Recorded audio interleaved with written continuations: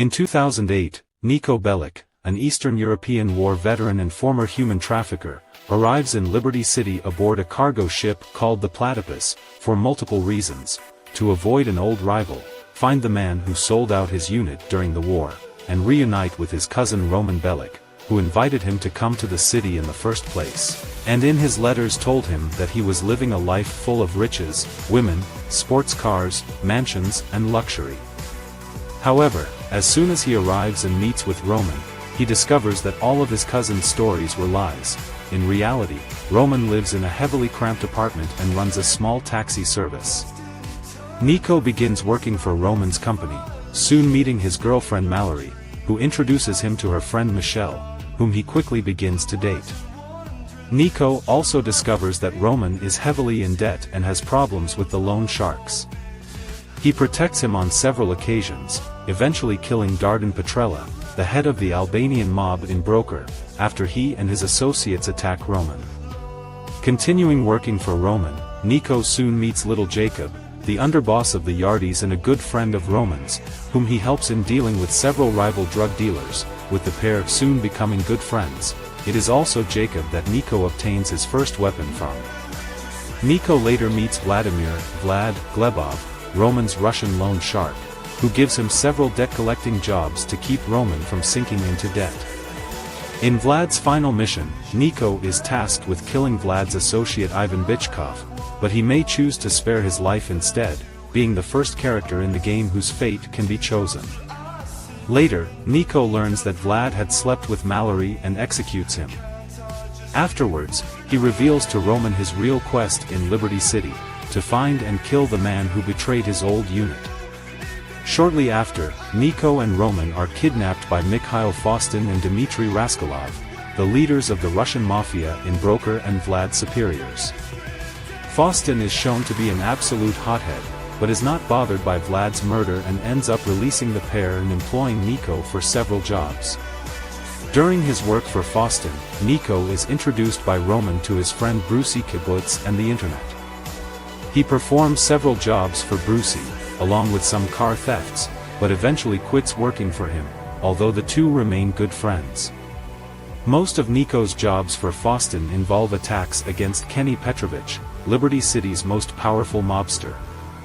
After Petrovich threatens to retaliate, Niko later meets with Dmitry privately, who explains that he needs to kill Faustin to make amends with Petrovich.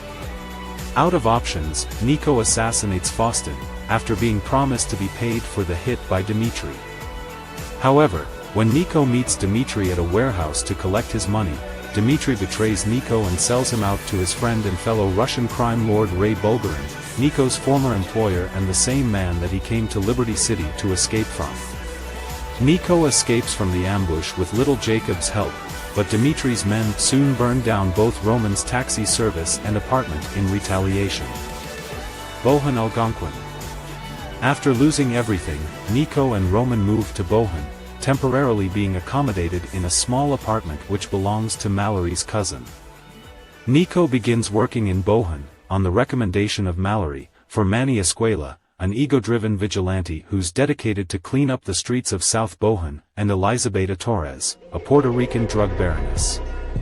Niko quickly takes a personal disliking towards Escuela, but working for Torres, he makes new criminal connections, including Irish gangster Patrick McGreary, after saving him during a botched deal, and drug dealer Playboy X, after assisting him and the Lost MC vice president Johnny Klebitz on a botched heroin deal. Following this failed exchange, the bridges to Algonquin open, granting the player access to the district. Niko soon begins taking on jobs from Playboy, such as taking down a union site for his friend Yusuf Amir. Playboy later introduces Niko to his mentor Dwayne Forge, who was recently released from prison, whom he also works for and helps rebuild his life, quickly forming a bond with him over their tragic past. However, tensions between Playboy and Dwayne begin to rise, and both men eventually ask Niko to kill each other, leaving him with two possible options: murder either Dwayne or Playboy. Should he kill Dwayne, Playboy pays him for the hit, before cutting all ties with him, regretting that he hired Niko to kill his mentor. Should he kill Playboy, Niko becomes good friends with Dwayne, who lets him stay in Playboy's penthouse, revealing that he had the deed to it all along. Nico receives an angry call from Elizabeta, who tells him that little Jacob sold some of her cocaine to the Angels of Death, and they had ripped both of them off. Nico successfully retrieves the drugs, but when he goes to give them to Jacob, he is surprised to find Michelle, who reveals herself as an undercover government agent actually named Karen, and brings him before her agency, known only by its cover, United Liberty Paper. Nico is entrapped into working for the agency and is tasked with killing several known or suspected terrorists. In return, the agency clears his criminal record and promises to track down the traitor of his old squad. Nico later visits Elizabeta one final time, who reveals that she is under investigation of the police and fears that she will be arrested soon, just as Manny and his cameraman, Jay Hamilton, walk in and attempt to convince her to stop dealing drugs. In a drug-induced outburst, Elizabeta kills both of them, and then asks Nico to dispose of the bodies. Afterwards, Nico cuts all ties with Elizabeta, and it can be heard on the radio later in the game that Elizabeta was eventually arrested and sentenced to 300 years in prison on multiple charges. At one point, Roman suddenly disappears and Mallory informs Nico that he has been kidnapped by Dimitri's men. Nico is able to save his cousin, with his hatred for Dimitri only intensifying. Later, Roman's fortunes suddenly improve when the latter receives a large amount of money from an insurance claim he made on his destroyed business. Using the money, Roman buys himself and Nico an apartment in Algonquin, then restarts his taxi company. Nico soon begins working for the McCreary family, as he is blackmailed into helping corrupt cop Francis, whom he briefly met during his work for Manny, by killing several people who possess incriminating evidence against him, and assists Patrick on several robberies, most notably that of the Bank of Liberty. Following the robbery, the bridges to Alderney open, unlocking the entire city, and Nico works for the rest of the McCreary brothers, namely Derek, who took part in the heist and is a retired mobster, having recently returned from Ireland, where he ran to hide from the mob, and employs Nico to deal with several problems from his past, and Gerald, who planned the robbery and is the leader of the Irish mob, employing Nico to attack the Albanian mob to ruin the truce between them and the Ancelotti crime family, on the Pecorino family's behalf. During this time, Nico befriends Patrick and develops a relationship with his sister Kate. Francis soon learns that Derek has returned from Ireland and, fearing that he might rat him out, hires Nico to assassinate him. However, Derek then calls Nico to tell him that he suspects Francis is trying to kill him and asks him to protect him. This once again leaves Nico with two possible options: kill Francis or Derek. Regardless, Nico then attends the funeral, fending off several Albanian mobsters who attack it in retaliation for Nico's attacks on them earlier, and either cuts all his ties with Derek, or blackmails Francis into helping him escape from the police whenever he will need, which lasts only until the end of the storyline. He also learns from Patrick that Gerald was arrested shortly before the funeral. Through Patrick, Nico also meets Italian mobster and Pecorino family capo regime Ray Bacino, who employs him to assist him with a major diamond dealing scheme.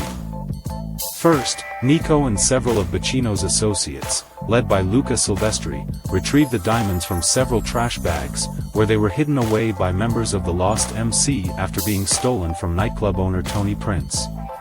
However, Luca and his crew betray Bacino and plan to run away with the diamonds, forcing Nico to kill them in order to retrieve the diamonds. Nico then works with Johnny Klevitz to attempt to sell the diamonds to Jewish mob representative Isaac Roth, but they are ambushed by Luis Lopez, who steals the diamonds, whilst Johnny escapes with the money in the chaos.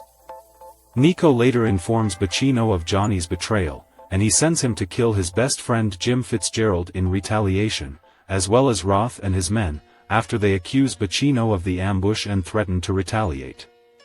In exchange for his work for him, Bacino helps Nico track down Florian Kravik, one of the two survivors of his old squad. Nico and Roman confront Florian, who changed his name to Bernie Crane and has become a homosexual, and discover that he is not the traitor, meaning that the one who betrayed the squad can only be the other known survivor, Darko Breivik. Algonquin Alderney. Nico begins helping Bernie with several favors, first killing a man who has attacked him due to his homosexual nature. Afterwards, Nico learns that Bernie is in a secret relationship with Vice Mayor Bryce Dawkins, who is being blackmailed by several men. Nico accompanies Bernie to meet with the men, discovering that they are working for Dimitri, and manages to kill them. However, when Bernie later invites Nico to a peaceful boat ride, they are attacked by more of Dimitri's men, whom Nico also kills. Afterwards, the pair part ways, not before Bernie makes Nico a gift, Bryce's Infernus. Nico is also introduced to John Gravelli, the elderly and dying Don of the Gambetti crime family, the most powerful of the 5 Italian mafia families within the Commission, by United Liberty Paper contact. Nico performs several jobs for Gravelli, such as protecting a politician from Dimitri's men, or destroying multiple drug vans belonging to the Ancelotti crime family, which are guarded by Dimitri's men. Grateful, Gravelli promises to help the paper track down Darko Brevic. Ray Bacino later contacts Nico once again, offering him an apartment in Alderney and introducing him to his friend and associate Phil Bell. Bell employs Nico for several jobs, such as stealing a truck full of heroin from the Triads, and helping him steal the remaining drugs of the Ancelotti family from Dimitri's men, and later recommends him to his boss, Jimmy Pegorino. Pegorino is concerned about the recent loss in power of his family and, eager to join the commission, employ Nico to assist him on a deal with the Pavano crime family that would hopefully allow him to achieve this goal. However, the Pavano end up double-crossing Pegorino and attempt to kill him, but Nico is able to save him, and later is asked to attack a major group of Pavanos as payback. Over time, Pegorino grows more paranoid and believes to be surrounded by rats, asking Nico to kill his bodyguard Anthony Corrado, who was revealed to be an FIB informant, and later Ray Bacino as well, whom he suspected of being an informant. Around the same time, Nico visits Gerald McCreary in prison, who asks him to help Patrick kidnap Gracie Ancelotti, the daughter of Giovanni Ancelotti, the Don of the Ancelotti family, in order to later ransom her off for the diamonds, which Gerald learned came into the possession of the Ancelotti family. Nico successfully kidnaps Gracie, and Patrick later sets up an exchange with the Ancelotti family, who send Tony Prince and his bodyguard Luis Lopez, who stole the diamonds during Nico's original exchange with the Jewish mob, to save Gracie. The exchange goes well at first, until Ray Bulgarin arrives and orders his men to kill Nico and retrieve the diamonds. Whilst Tony and Luis flee with Gracie and Bulgarin escapes, Nico and Patrick kill Bulgarin's men, but one of them grabs the diamonds and throws them into a passing garbage truck, leading to them being permanently lost. Afterwards, Nico cuts all his ties with Gerald, who asks him to look after his family.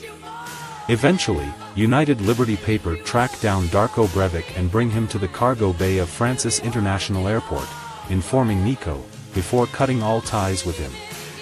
Nico, accompanied by Roman, finds Darko and, after a tense confrontation, is given the choice of either killing him, which leads to Nico feeling empty, or sparing and letting him run away, which will cause Nico to feel better. After all the completion of all these missions, the ending of the game commences.